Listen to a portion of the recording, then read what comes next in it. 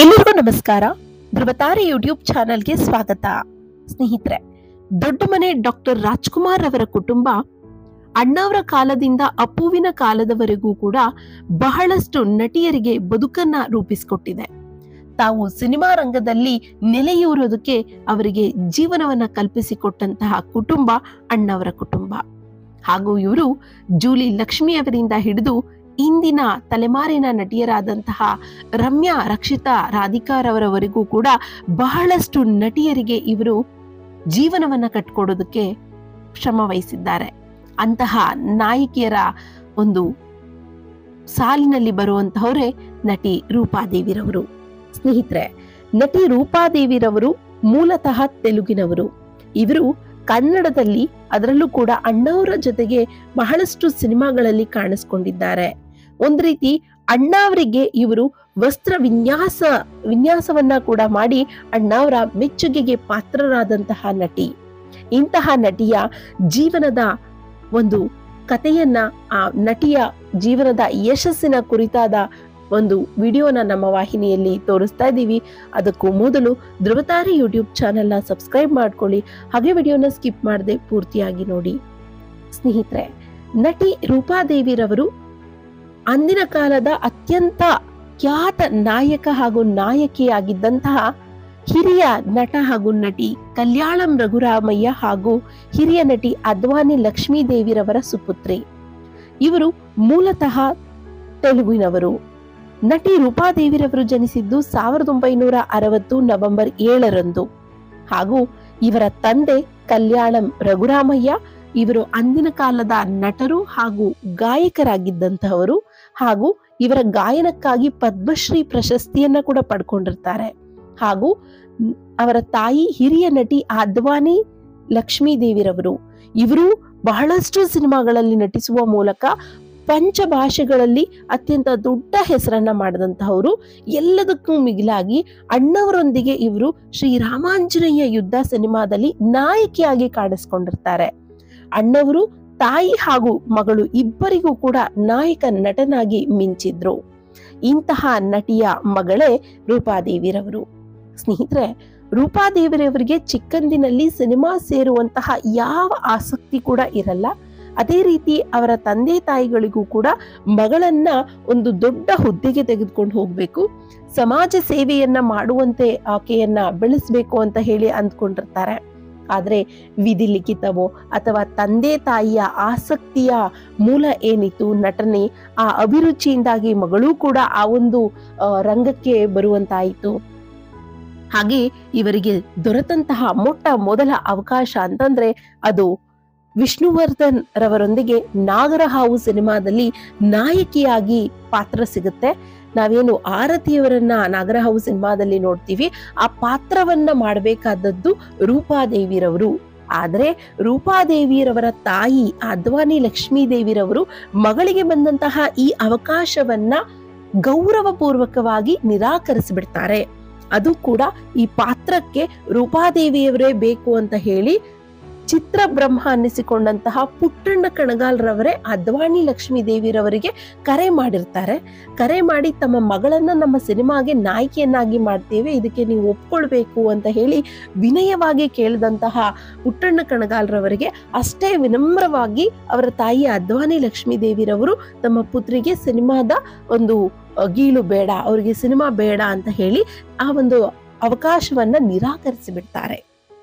ಅದರಿಂದಾಗಿ ಅವರು ನಾಗರಹಾವು ಸಿನಿಮಾ ನಮ್ಮ ರೂಪಾದೇವಿರವರ ಕೈ ತಪ್ಪುತ್ತೆ.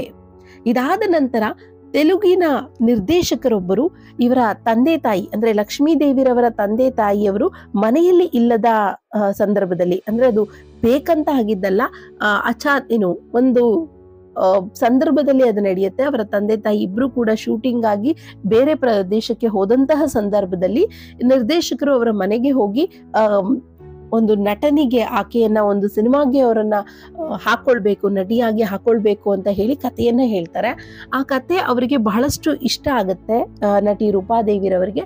ಅವರು ತಾಯಿಯ ಪರ್ಮಿಷನ್ ಅನ್ನ ಕೇಳದೆ, ಅವರ ಅಪ್ಪಣೆಯನ್ನ ಕೇಳದೆ ಇವರು ನಾನು ಸಿನಿಮಾದಲ್ಲಿ ನಟಿಸ್ತೀನಿ ಅಂತ ಹೇಳಿ ಮಾತು ಕೊಟ್ಬಿಡ್ತಾರೆ. ಹಾಗೆ ಅವರ ತಂದೆ ತಾಯಿಯನ್ನ ಬಹಳಷ್ಟು ಏನು ಒಪ್ಪಿಸ್ತಾರೆ, ಅವ್ರ ಜೊತೆ ಮಾತನಾಡಿ ಒಪ್ಪಿಸ್ತಾರೆ, ಒಂದೇ ಸಿನಿಮಾ ಮಾಡ್ತೇನೆ ಅಂತ ಹೇಳಿ ಅವರನ್ನ ಓಲೈಸಿ ಆ ಒಂದು ಸಿನಿಮಾಗೆ ಅವರು ನಾಯಕಿಯಾಗಿ ಹೋಗ್ತಾರೆ. ಆ ಸಿನಿಮಾ ಬೇರಾವುದೂ ಅಲ್ಲ, ತೆಲುಗಿನಲ್ಲಿ ಸುಮಾರು 365 ದಿನಗಳ ಕಾಲ ಪ್ರದರ್ಶನಗೊಂಡಂತಹ ಸಿನಿಮಾ ಒರು ತಲೈ ರಾಗಂ ಎನ್ನುವಂತಹ ಚೊಚ್ಚಲ ಸಿನಿಮಾದಲ್ಲಿಯೇ ನಂದಿ ಪ್ರಶಸ್ತಿಯನ್ನ ಪಡ್ಕೊಳ್ತಾರೆ ನಟಿ ರೂಪಾದೇವಿರವರು. ತಮ್ಮ ಪ್ರಪ್ರಥಮ ಸಿನಿಮಾದಲ್ಲಿಯೇ ಒಂದು ನಂದಿ ಪ್ರಶಸ್ತಿಯನ್ನ ಪಡ್ಕೊಳ್ಳೋದು ಅಥವಾ ಸಿನಿಮಾ 1 ವರ್ಷ ಓಡುತ್ತೆ ಅಂದ್ರೆ ನಿಜಕ್ಕೂ ಕೂಡ ಅಲ್ಲಿ ಆಕೆಯ ಅದೃಷ್ಟದ ಜೊತೆಗೆ ಅವರ ಶ್ರಮವೂ ಕೂಡ ಇರುತ್ತೆ. ಆಕೆಯ ರಕ್ತದಲ್ಲಿಯೇ ಅಭಿನಯ ಅನ್ನೋದು, ಕಲಾ ಸರಸ್ವತಿ ಅನ್ನೋದು ತಂದೆ ತಾಯಿಗಳಿಂದ ಬಳುವಳಿಯಾಗಿ ಬಂದಂತಹ ಕಾರಣ ಮೊದಲ ಸಿನಿಮಾದಲ್ಲೇ ಇವರು ನಂದಿ ಪ್ರಶಸ್ತಿಯನ್ನ ಪಡ್ಕೊಳ್ಳೋದಕ್ಕೆ ಕಾರಣ ಆಗುತ್ತೆ. ತದನಂತರ 1980ರ ದಶಕದಲ್ಲಿ ಕನ್ನಡ, ತಮಿಳು, ತೆಲುಗು ಮತ್ತು ಮಲಯಾಳಂ ಚಿತ್ರಗಳಲ್ಲಿ ನಟಿಸುವ ಮೂಲಕ ಚತುರ್ಭಾಷಾ ತಾರೆಯಾಗಿ ಮಿಂಚಿದ್ರು.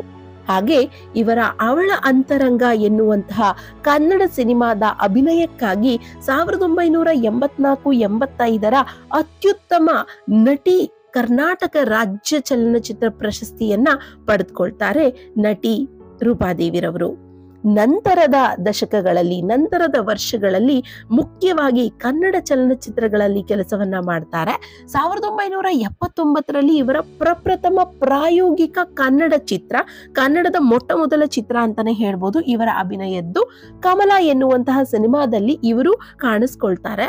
ಹಾಗೆ ಆ ಸಿನಿಮಾದಲ್ಲಿ ಇವರು ವೇಶ್ಯೆಯ ಪಾತ್ರವನ್ನ ನಿರ್ವಹಿಸ್ತಾರೆ.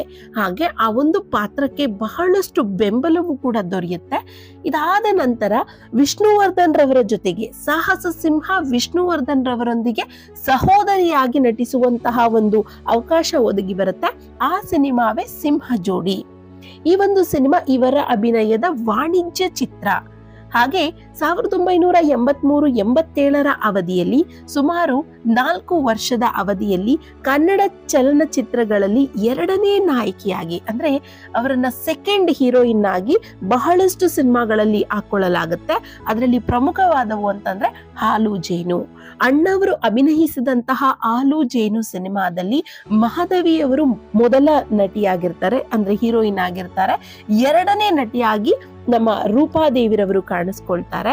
ಅದಾದ ನಂತರ ಮುಳ್ಳಿನ ಗುಲಾಬಿ, ಬಂಧನ, ಅವಳ ಅಂತರಂಗ, ಮರಳಿ ಗೂಡಿಗೆ, ತ್ರಿಶೂಲ, ಆಹುತಿ, ಧರ್ಮ, ಬಾಳನೌಕೆ ಹೀಗೆ ಹಲವು ಸಿನಿಮಾಗಳಲ್ಲಿ ದ್ವಿತೀಯ ನಾಯಕಿ ಪಾತ್ರವನ್ನ ನಿರ್ವಹಿಸ್ತಾರೆ ನಟಿ ರೂಪಾದೇವಿರವರು.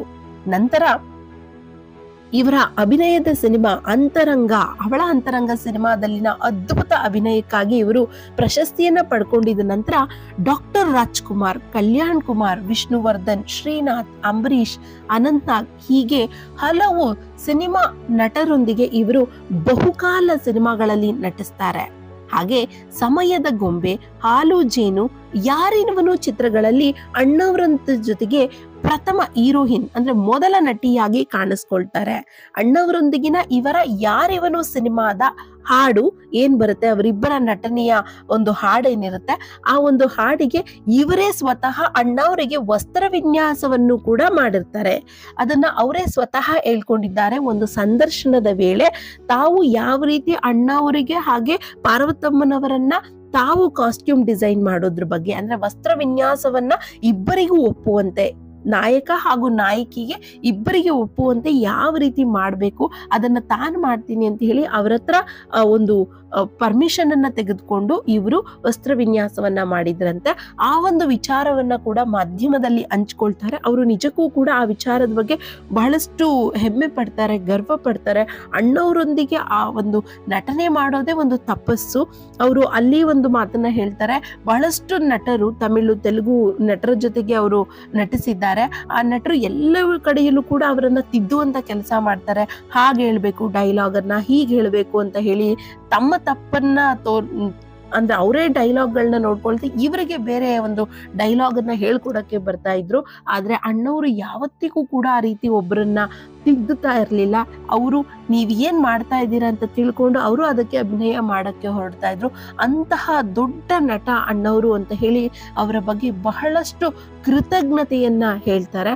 ಅಂತಹ ನಟನನ್ನ ತಾನೆಂದಿಗೂ ಕೂಡ ನೋಡಿಲ್ಲ ಅನ್ನೋದನ್ನು ಕೂಡ ಅವರು ಅಲ್ಲಿ ವಿವರಣೆಯನ್ನ ಕೊಡ್ತಾರೆ. ಹಾಗೆ ನಂತರ ಬಹಳಷ್ಟು ವಿಮರ್ಶಾತ್ಮಕ ಹಾಗೂ ವಾಣಿಜ್ಯಿಕ ಸಿನಿಮಾಗಳನ್ನ ಕಂಡಂತಹವರು ಇವರು.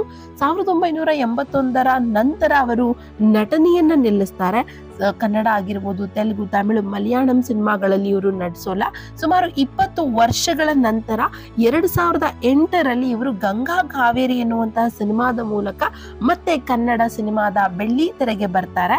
ಅದಾದ ನಂತರ 2011ರಲ್ಲಿ ತೆರೆ ಕಂಡಂತಹ ಜರಾಸಂಧ ಸಿನಿಮಾ, ಇಲ್ಲಿ ದುನಿಯಾ ವಿಜಯ್ ರವರ ಸಿನಿಮಾ. ಈ ಸಿನಿಮಾದಲ್ಲಿ ದುನಿಯಾ ವಿಜಯ್ ರವರ ತಾಯಿಯ ಪಾತ್ರವನ್ನ ಮಾಡುವುದರ ಮೂಲಕ ಪೋಷಕ ನಟಿಯಾಗಿ ಮತ್ತೆ ಬಣ್ಣವನ್ನ ಹಚ್ಚುತ್ತಾರೆ ನಟಿ ರೂಪಾದೇವಿರವರು. ಹಾಗೆ ಇವರು ಬಹಳಷ್ಟು ಸಿನಿಮಾಗಳನ್ನ ಆಗ ಕೊಟ್ಟಿದ್ರು. ಈಗ 2011 ನಂತರ ಯಾವುದೇ ಸಿನಿಮಾಗಳನ್ನ ಮಾಡ್ತಾ ಇಲ್ಲ. ತೆಲುಗಿನಲ್ಲಿ ಟಿವಿ ಸೀರಿಯಲ್ನಲ್ಲೂ ಕೂಡ ಅಂದ್ರೆ ದೂರದರ್ಶನದಲ್ಲೂ ಕೂಡ ಕಾಣಿಸ್ಕೊಂಡಿದ್ರು ನಟಿ ರೂಪಾದೇವಿರವರು. ಇಂತಹ ನಟಿ ಕನ್ನಡಕ್ಕೆ ಸಿಕ್ಕಂತಹ ಒಂದು ಅಮೂಲ್ಯ ರತ್ನ ಅಂತಾನೆ ಹೇಳ್ಬೋದು. ಹಾಗೂ ಇವರು ಸಂದರ್ಶನದ ವೇಳೆಯಲ್ಲಿ ಇವರು ಮೂಲತಃ ಆಂಧ್ರದಲ್ಲಿ ಇದ್ರು ಕೂಡ, ಅಂದ್ರೆ ಹೈದರಾಬಾದ್ನಲ್ಲಿ ವಾಸಿಸ್ತಿದ್ರು ಕೂಡ, ಹಾಗೂ ಕನ್ನಡ ಭಾಷೆಯನ್ನ ಮಾತನಾಡಿ ಸುಮಾರು 25 ವರ್ಷಗಳಾದ್ರೂ ಕೂಡ ಅವರು ಈಗಲೂ ಕೂಡ ಕನ್ನಡವನ್ನ ನಿರರ್ಗಳವಾಗಿ ಸ್ಪಷ್ಟವಾಗಿ ಮಾತನಾಡ್ತಾರೆ. ನಿಜಕ್ಕೂ ಕೂಡ ಇದು ನಮ್ಮ ಕನ್ನಡಿಗರಿಗೆ ಹೆಮ್ಮೆ ತರುವಂತಹ ವಿಷಯ. ನಮ್ಮ ರಾಜ್ಯದವರೇ, ನಮ್ಮ ಭಾಷೆಯನ್ನ ಮಾತನಾಡಿದವರು ಇಲ್ಲಿ ತಮ್ಮ ಜೀವನ, ಸಿನಿಮಾದ ಒಂದು ಜೀವನವನ್ನ ಕಟ್ಕೊಂಡವರು ಪರಭಾಷೆಗೆ ಹೋಗಿ ನನಗೆ ಕನ್ನಡ ಬರೋದಿಲ್ಲ, ಕನ್ನಡದಲ್ಲಿ ತನಗೆ ಸ್ಪಷ್ಟತೆ ಇಲ್ಲ ಅಂತ ಹೇಳುವವರ ಮಧ್ಯೆ ಓರ್ವ ನಟಿ ಬಹಳಷ್ಟು ಕನ್ನಡ ಸಿನಿಮಾದಲ್ಲಿ ಆಗ ನಟಿಸಿ ಈಗಲೂ ಕೂಡ ಕನ್ನಡದ ಮೇಲೆ ಅಭಿಮಾನ, ಪ್ರೇಮ ಇಟ್ಕೊಂಡಿದ್ದಾರೆ ಅಂದ್ರೆ ಇದು ನಿಜಕ್ಕೂ ಕೂಡ ನಮ್ಮ ಕನ್ನಡದ ಹೆಮ್ಮೆ ಅಂತಾನೆ ಹೇಳ್ಬೋದು. ಇದರೊಂದಿಗೆ ನಟಿ ರೂಪಾದೇವಿರವರಿಗೆ ದೇವರು ಆಯುಷು ಆರೋಗ್ಯ ಕೊಡಲಿ, ಹಾಗೂ ಅವರು ಮತ್ತೆ ಕನ್ನಡ ಸಿನಿಮಾಗಳಲ್ಲಿ ಪೋಷಕ ನಟರಾಗಿ ಬಂದು ಇಂದಿನ ಪೀಳಿಗೆಯವರಿಗೆ ಒಂದು ಮಾರ್ಗದರ್ಶನ ನೀಡಲಿ ಅಂತ ಕೇಳ್ಕೊಳ್ತಾ ಈ ವಿಡಿಯೋನ ಇಲ್ಲಿಗೆ ಮುಗಿಸ್ತಾ ಇದ್ದೀನಿ. ವಿಡಿಯೋ ನೋಡಿದ್ದಕ್ಕಾಗಿ ಎಲ್ಲರಿಗೂ ಧನ್ಯವಾದಗಳು.